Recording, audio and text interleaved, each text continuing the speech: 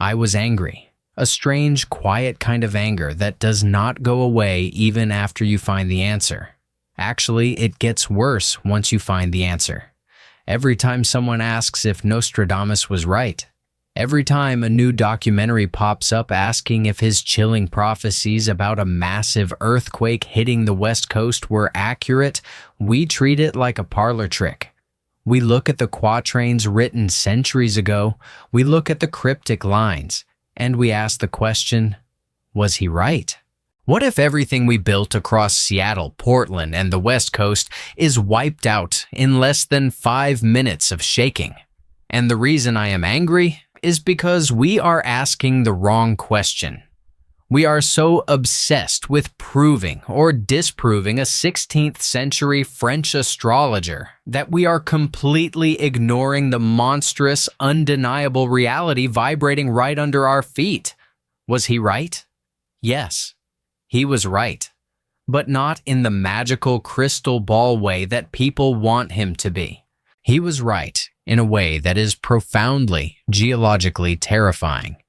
And I know this because the true horror of what is coming to the Pacific Northwest coast does not come from a book of prophecies.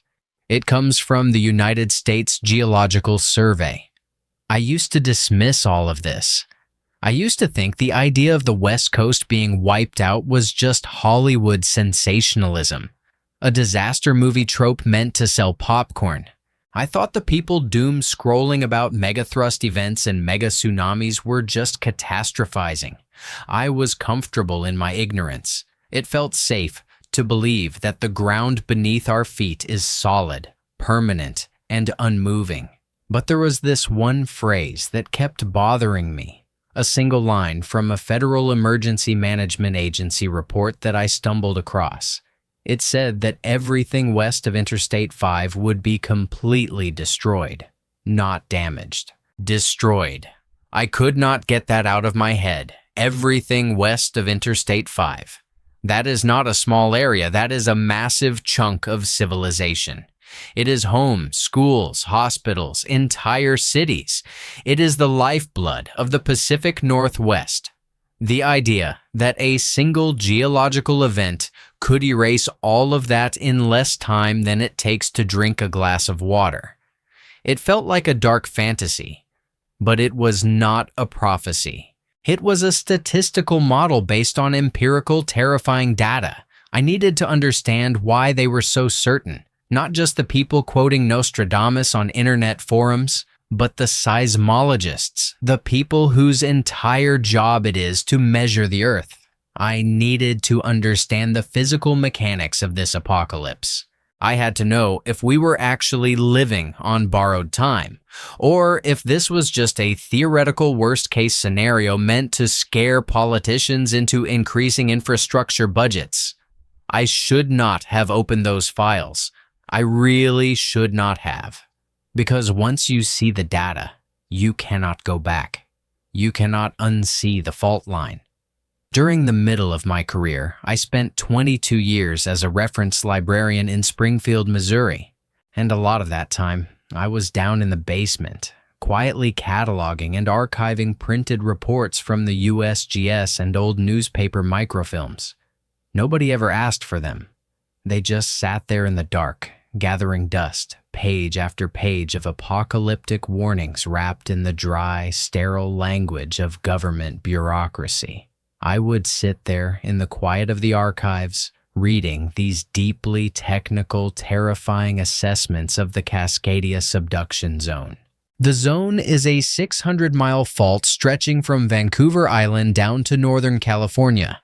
And then I would walk upstairs, out into the bright afternoon sun, and see people going about their days, completely oblivious. The gap between what was in those boxes and what people cared about, it was maddening. It felt like knowing a secret that could save millions of lives, but being entirely unable to translate it into a language anyone wanted to hear. I remember reading through USGS professional paper 1661F. The lead author was Dr. Chris Goldfinger from Oregon State University, It was a massive, dense study on turbidite event history. Turbidites are basically underwater landslides. When a massive earthquake hits, it shakes the continental shelf so violently that thousands of years of accumulated sediment come crashing down into the deep ocean trenches. Goldfinger and his team spent years out on the Pacific Ocean, taking core samples from the ocean floor. They lowered these long, heavy metal tubes down into the abyssal plain, punching through the mud, and meticulously analyzed the layers they pulled up. Each layer of sediment is like a page in a geological history book, and what they found was a perfect, unbroken record of catastrophe. They discovered that a full margin magnitude 9.0 earthquake happens along the Cascadia Subduction Zone on average every 400 to 600 years. That is not a guess. That is not an astrological interpretation of a cryptic poem.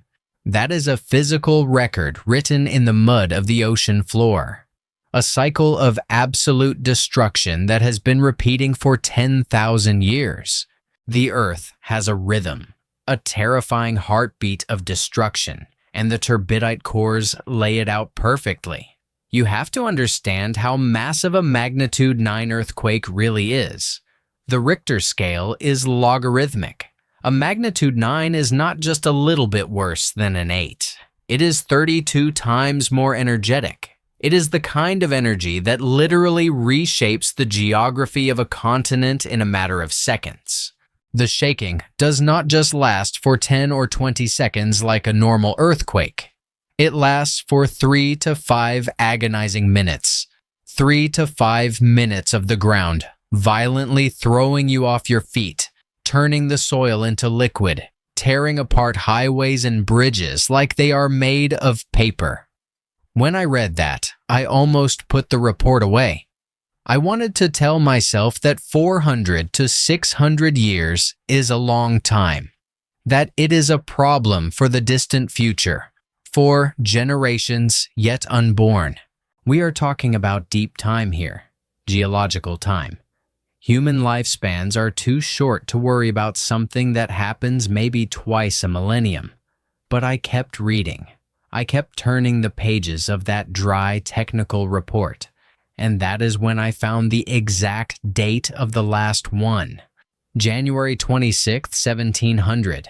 It is incredibly rare in paleoseismology to have a date that precise.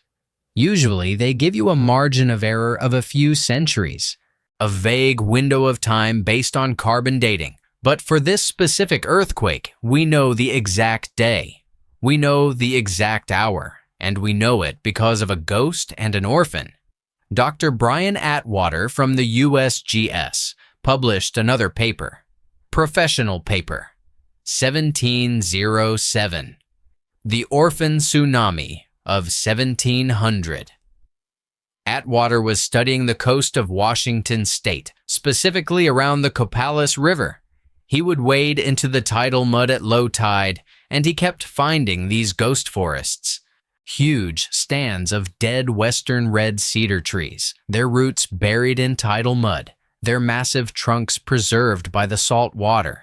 These trees did not die slowly from disease or climate change. They died instantly. He realized that the land they were growing on suddenly dropped several feet during a massive tectonic shift, plunging their roots into the suffocating salt water of the Pacific Ocean.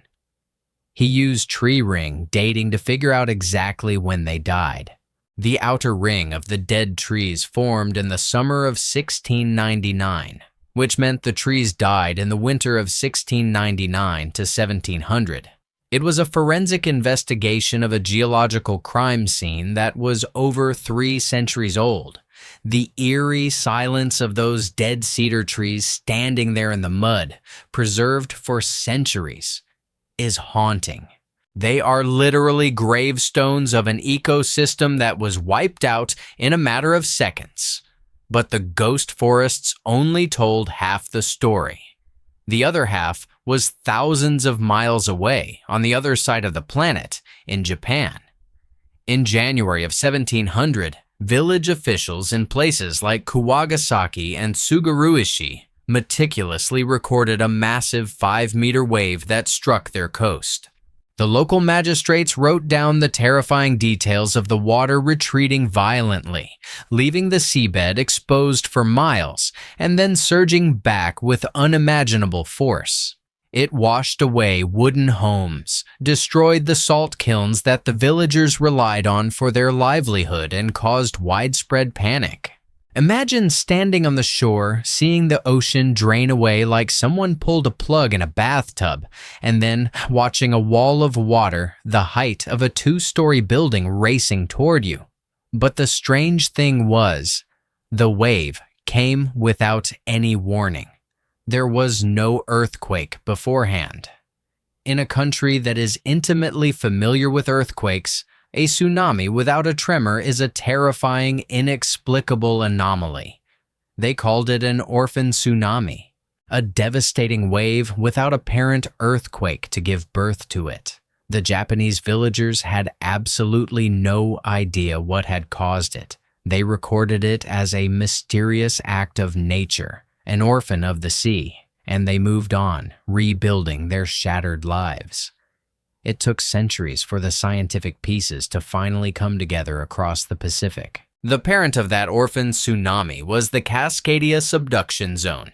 At approximately 9 o'clock at night, on January 26, 1700, the Juan de Fuca Plate, which had been stubbornly pushing against the North American plate for centuries, finally snapped. The fault ruptured along its entire 600-mile length in a single catastrophic unzipping of the Earth's crust. The ground shook violently for 5 agonizing minutes.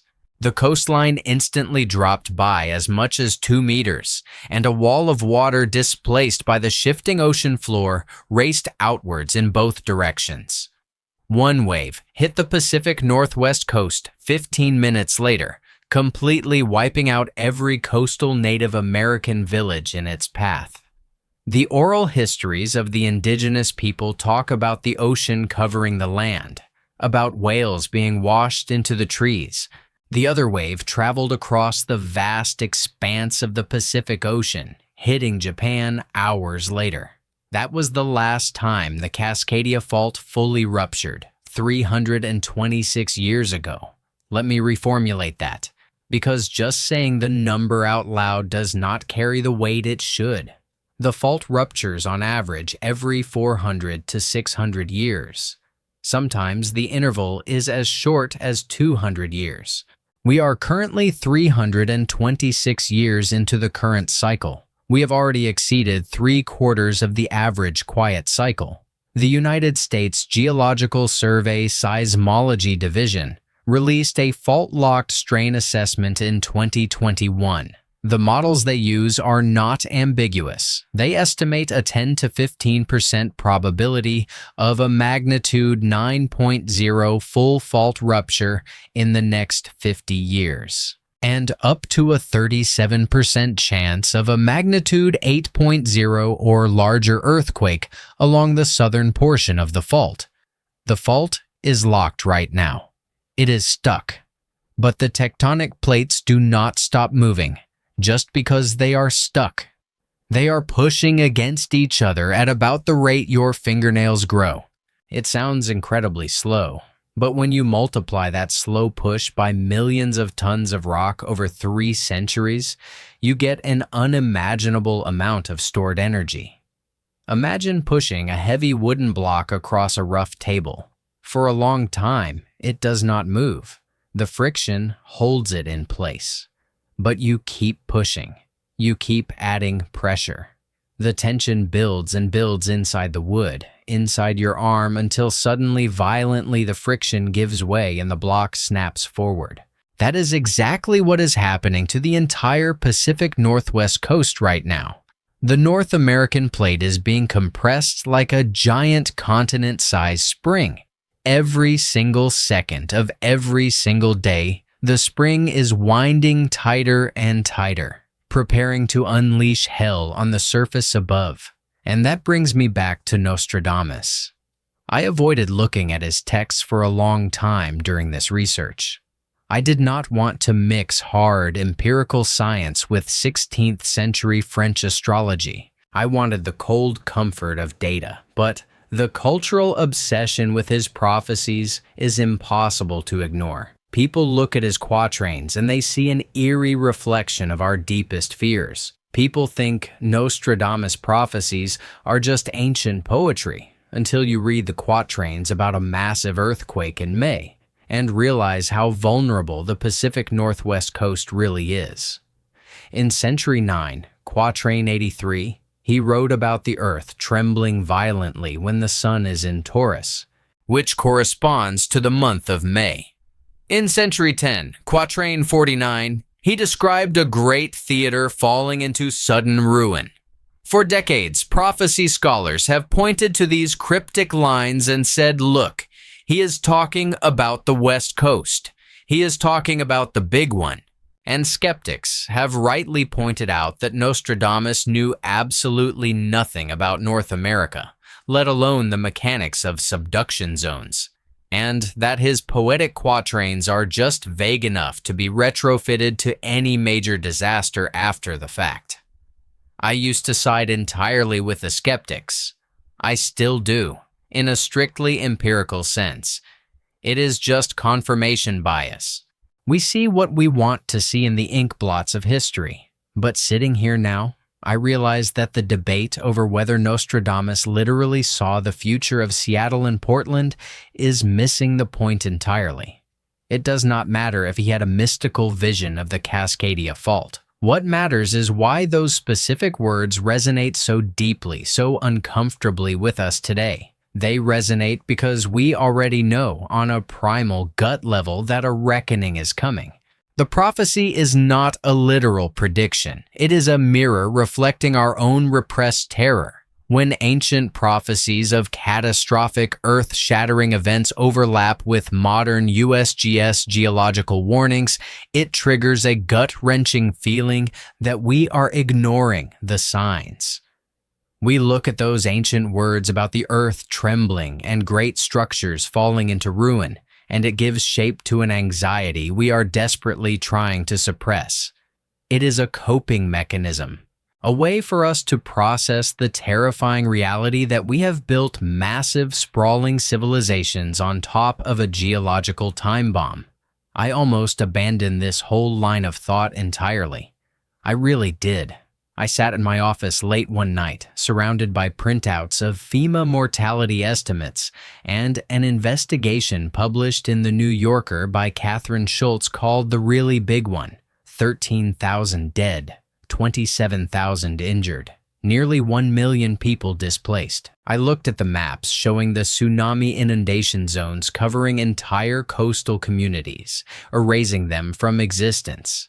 Think about what it really means to displace 1 million people. It is not just a statistic on a government document. It means 1 million individuals who suddenly have no home, no bed, no source of clean water, and no way to contact their families because the cell towers are down.